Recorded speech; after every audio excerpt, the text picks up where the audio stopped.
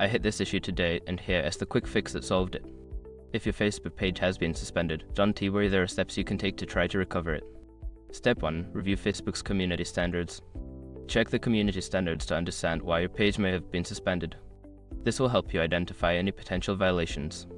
Step 2. Access the Help Center. Go to the Facebook Help Center and navigate to the section for suspended accounts.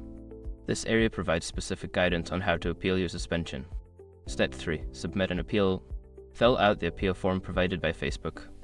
Be sure to include any relevant information that supports your case, such as proof of identity or ownership of the page. Step 4. Wait for a response. After submitting your appeal, be patient. Facebook may take several days to review your case and respond. Keep an eye on your email for updates. Step 5. Follow up if necessary. If you don't hear back within a week, consider following up with Facebook through the support channels. Persistence can sometimes pay off. Remember, recovering a suspended page can take time, so stay proactive and keep checking for updates. Good luck!